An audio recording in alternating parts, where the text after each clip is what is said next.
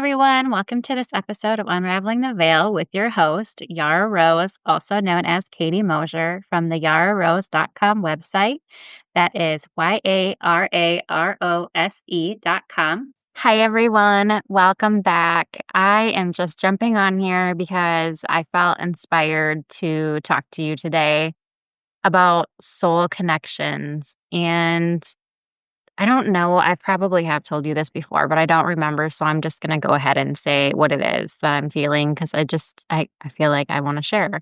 For as far back as I can remember, I have felt very uncomfortable. I'm sure there is a better word for it, but I am coming up blank with how to describe the feeling. But I have just always felt so uncomfortable around dead bodies, like at funerals and wakes and things. Like I always just want to get as far away as I can. And I don't mean that in a disrespectful way. I'm sorry if that's how you take it. But it's just there's always been something in me that's like the peace that was inside of them that made them the person that we knew them as is missing. It's vacant. It's just no longer there. It's always felt like this empty vessel. And, my mom has asked me why I never want to go to cemeteries.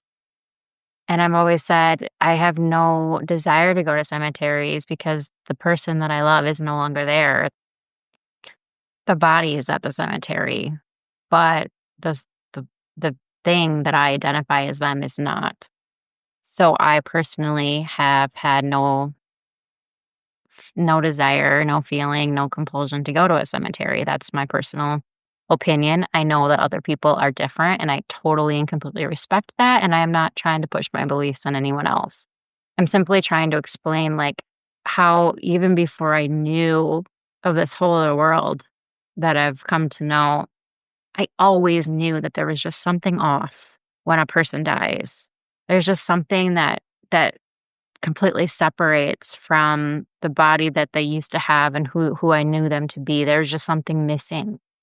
And now that I've opened up to the spiritual community, now that I've spoken to deceased loved ones, now that I understand how the soul leaves the body and goes to this other plane of existence, they do leave the body fully. And I don't even know why I'm telling you this. It's just something in my heart that has come up today that I'm like, I want to share this with people because I can't be the only person that has had this experience. And I want them to understand that there's a reason that they're feeling that way. And I don't want them to feel ashamed that they don't feel connected to that body anymore. It's okay. Your loved ones are still with you. They're just with you in a different way. And whether you get comfort going to a cemetery or not, that's totally your own personal opinions and feelings and thoughts. And I urge you to continue doing whatever feels right to you, whatever brings you solace. Know that they will be with you wherever you are, whether you're there, whether you're driving your car to work, whether you're at home, whether you're at church, whether at your kid's sporting event, whatever it is, they are with you. And they are experiencing life through your eyes. And they don't want you to think that they're missing out because they're not. Another reason that I felt drawn to come on here today and speak to you was because I had a conversation with someone this weekend, and it made me think about how we so often treat our physical symptoms, and now we're finally starting to look at like mental, emotional, and that type of area. But many times we leave out the spiritual aspects of things. And from my own burnout in 2017, I learned how incredibly important it is to have some sort of a spiritual belief. It's that little extra magical dust that helps you get through the difficult times when your brain is telling you there's absolutely no way that this is going to work, when your physical body is telling you that there's absolutely no way that this is going to work. Spirituality to me is that missing piece, that piece that tells you that even though you may not see it in your mind, even though you may not feel it in your body, there is still a possibility that this could work, that this can happen. And that has made a huge difference in my life. It's been a game changer. It's completely turned my life upside down in the best of ways. So I just wanted to offer that up to you today.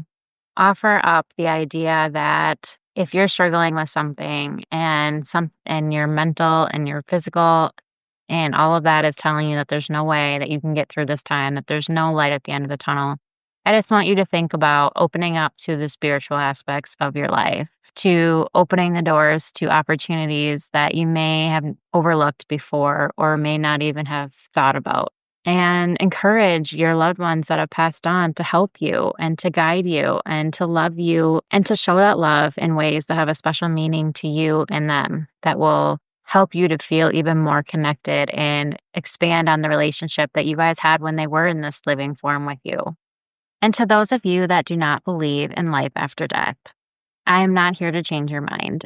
You are always entitled to believe whatever you want to believe, and I never want to sway anyone off their path if that's what's right for them. But I would like to pose this question to you, and that is, what happens to the energy that once animated that body?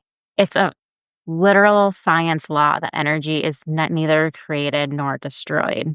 So the energy that was in that body, the energy that made that body move, the energy that made that body talk, the energy that made that body move in the capacity and speak in the way that you know them as whoever they were. Where did that go? And did it really just stop because the physical functions of the heart pumping and all that chemical reactions that happen in the body on an automatic basis just cease to exist? I'm just curious what you think about this subject. I'm curious what you tell yourself when someone goes from being the lively, vivacious person that you knew them to being nothing. I'm just like, what happens to that? To me, I feel like there has to be something. I mean, I call it the soul, but some people might call it the chi or prana or whatever. There's this life force that goes through that body and animates it. I feel like there has to be something that like is the flame of the candle, and that flame gives everything else movement. But that's just me. That's just my opinion. There's so many other ones out there. I was just curious what you guys thought. And on this subject, I created a YouTube video a while back titled Reincarnation, Can Your Pets Come Back to You? And I just feel compelled to put that audio on here today, just in case you guys don't follow my YouTube channel. Just so that way, if you are interested in my experience with animal reincarnation, then you have an opportunity to experience this material as well. I am not going to edit it or anything, so here it is directly as it was originally recorded. I just want to say thanks to every one of you that's listening, and I love you all so much, and have a great day, week, month, year. Hi, everyone. Welcome to Yara Rose Healing with Katie. I am so excited to see you all here again today. I want to share a very personal experience with you, and I'm not sure why they thought that you would want to hear this about me and my experience, but I think that typically the reason Spirit wants us to share our stories and our personal experiences is because it will help empower other people, and it will help them to understand that they're not alone, and that maybe they're looking for that little bit of hope that this can happen to them too. And by seeing that it does happen to other people, it helps bridge that gap between this is impossible and, hey, maybe it is possible. So I did a podcast episode, which is also on my YouTube channel, about embracing Ella. And that episode was about how our family went from a family of 4 people and 1 dog to 2 dogs, and how we weren't really planning on it, but Spirit had sent us so many messages and had worked on us so much that we were like, okay, yep, we will add a dog to our family. And it was about this particular dog and embracing her and allowing her in her life, and how she changed our lives so much more than we ever would have expected. And the reason I'm bringing it up is because Ella is an extraordinary dog, and she's very special to me. She's near and dear to my heart because she's actually a reincarnate soul from one of my previous dogs that I had when I was growing up. And I want to give you some background story because I know it may sound hard to believe, and that's okay. You don't have to believe in reincarnation. But one of the very first things that spirit communicated to me when I was able to hear them in my head was that dogs do reincarnate and that souls do reincarnate. And that was literally the very first conversation that we had telepathically. So I feel like for whatever reason, it's very important to them to communicate that through me to you, because it was so important. It was our very first conversation. So bridging the gap, I learned, and I talked about this in the episode, my YouTube video called Seeing Animals Differently, I believe is the title, about this beautiful soul named Roxy and how she taught me about reincarnation as well, and taught me that she was a reincarnated soul from a different one that we had had. So I knew based on my conversation with Spirit, and I knew based on my conversation with Roxy, that it had happened to us before and that it was possible that it could happen to us. And as I went through my healing journey that we've talked about so many times through my podcast and through my message boards and just through everything, I learned and reflected a lot on my life. And I learned about areas where I felt like maybe I hadn't measured up to what I would have wanted to. And one of those areas that bothered me was the ending of my old dog Bootsy's life.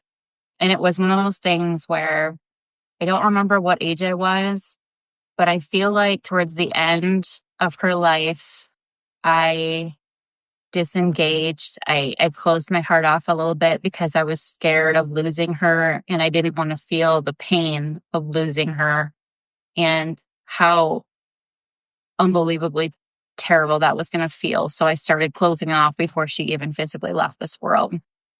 And once I started doing all these healings, through emotion code and Reiki and the intuition readings that I was doing and everything that, meditations and all of that stuff, I felt like I really wanted to heal the karma that ending created between me and Bootsy's soul. So in 2019, I did a meditation where I asked Bootsy and her soul if she ever felt it would be possible for us to reconvene down on this earth, so that way I would have an opportunity to show up for her in a better way. And it was funny because I didn't get an answer, which is fine. Spirit doesn't always give you an answer right then. But I remember shortly, a couple days afterwards, I woke up knowing like she had visited me in my dream and said, yes, she would come back down. And Spirit said, don't worry about the details. Don't worry about when. But just know that she will come back down to you, and we will make sure that you get her when she does. So if you remember my episode Embracing Ella, you will remember that we were not looking for a dog, and we didn't really want a dog, but then we kept getting these signs from our other dog, and she kept telling us that she was lonely and she wanted a companion. And Spirit kept telling me that they were sending me a dog, and there was a specific dog that they were sending me. And then that whole story, I'll just recap it really quick in case you haven't watched that episode. We had looked for a dog. We were looking for a dog, and I kept trying to find one, and I wasn't finding the one that they said they were going to send me. And then the day I thought about getting a different dog, because I was like, I don't know where this white dog is that they're telling me that they've got for me, and that it's already here and that it's available. Can't find it. And then I called on a different one that we were able to go look at on the following Friday. And I was like, I still wasn't feeling right about it when I got off the phone. So I prayed to Spirit and I said, please, Spirit, if you truly have this white dog that you've been talking about, can you please reveal her to me so that way we can make this connection? And then I refreshed my browser for some of the pet classifieds that I'd been looking at, and there she was. She popped right up. And I knew the moment I saw her that she was the dog Spirit had been sending us. But at this point, I didn't realize that Ella was Bootsy's soul coming back down. And I didn't realize that, you guys, for like 2 years. Because I think I had a block around it. Because my son had suggested that maybe it would have been a reincarnated soul because we had that conversation. And I was like, nope, there's no way. And I was just like, I didn't even want to go there. Like I couldn't, for whatever reason, go there. And then, we just loved Ella. She instantaneously fit in with our family, and she just fell right in from the day we brought her home. And I couldn't explain it, and I didn't even want to try. And then fast forward 2 years later, I was going through a very, very difficult time. Very difficult. It was a very tough time for me. And my siblings kept sending me pictures of dogs that looked like Bootsy. And I was like, oh man, I really miss Bootsy. I really miss her. And it was kind of funny how it all worked out, because then I kept getting like this inkling, like maybe Ella's Bootsy. And I was like, no, she's not Bootsy. I would have known if she was Bootsy. And then I did another picture or something else that would remind me of Bootsy. And then I finally had a meditation one night where I was like, well, hang on. I'm skipping ahead on myself. So my sister and I had been talking about what Bootsy meant to me, what qualities I was missing so much. And I started naming off the things, like how she was just, of all my dogs, she just had this super calm, loving, chill, accepting vibe. And it didn't matter where I was at in life, what I was doing. She would just love me, and she would always have that calm, amazing presence that would, I can't explain it, but she just had this way about her. And then I named off a couple more, and then I was like, it's kind of weird, because now that I'm naming off some of the qualities that I'm really missing, I'm realizing that Ella has those same things about her. She does the same things. It's just different. And I realized I was looking at these pictures of Bootsy and putting that soul on them. But I needed to be conscientious of the fact that just because the physical package may not be the same, it doesn't mean that the actual presence inside of the package it doesn't mean that it isn't the same. So I'm like, wow, I wonder if Ella could actually be Bootsy, and that her soul is trying to tell me, hey, Katie, while you're sitting here moaning and groaning about how you miss me and how you wish I was here and how you would just love to have me here to help you through those times, would you look over here? I'm right here, So I sat down and did a meditation, and I calmed myself and got disconnected, because if you have an attachment, you can't find the answer. And I did find out, and I did get it validated, that it was her, and it had been her. And that's why, you guys, it was so special, and it was so important that I got that white dog that Spirit had been sending me, because here it was, my Bootsy, the dog that I wanted so incredibly bad, so I could honor her better, so I could treat her with the dignity, love, and respect that she deserved. And here she was, right under my nose. But because I was perceiving her still as what she looked like the last time, I was having a hard time seeing her for who she was now. Ella / Bootsy has been telling me this last week or two that she wants her story, her entire story, shared. I don't know why that is. I don't know why she thinks you guys want to know, but I do know that it's out of my hands. I'm giving it to Spirit. For whatever reason, they want you to know that it is possible for your loved ones, whatever animal shape they came in, they can come in a different one. We've had horses that have come back as dogs, and dogs and horses, and whatever it is, they can come back to you. And animal lives are so much shorter. And most, I should say, because I think turtles can live really long, but most animal lives are very short compared to the human life. So it's possible that this exact same soul that was with you before can come back with you again if there are lessons that you still need to go and learn and grow on together. Or if in my case, maybe one of the souls felt like they didn't karmically show up in the correct way or the right way with each other, they can agree to come back. It's their prerogative. They do not have to. If they don't feel that there's any benefit in doing so for either one, or if they feel like it will hinder one of you by not letting you grow and move on, there are those circumstances to keep in mind. But I do want you to know that it is possible.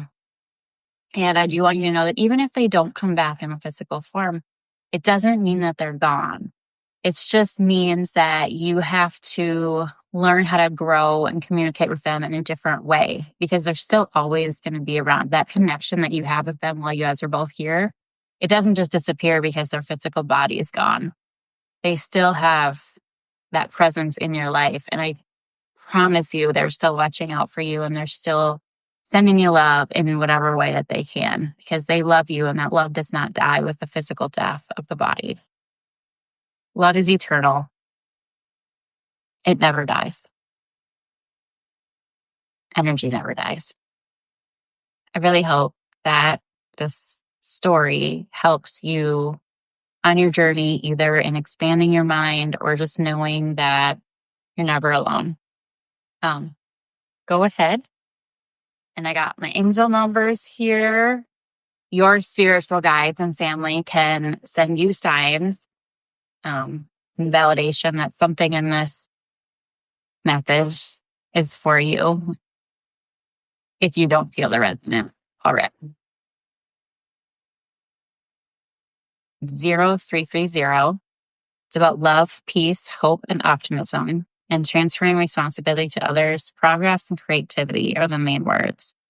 It says, pursue your goals and get what you want. It will provide wonderful benefits for you and the people you hold dear. Your ability to communicate is improving at this time, which will make it easier for you to interact with a broad spectrum of individuals.